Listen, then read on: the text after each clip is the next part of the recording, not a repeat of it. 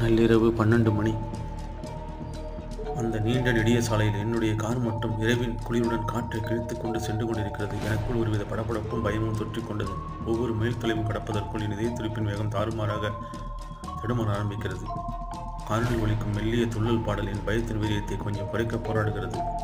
திடீரென ஒரு உருவம் என்னை கடந்து செல்வது போல் ஒரு உணர்வு இன்னும் என்னை பதற்றமடையச் செய்கிறது. மறுபுறம் நாம் தவறான முடிவு எடுத்து அகால நேரத்தில் கிளம்பியது தவறா என என்னுள் பல கேள்விகள்.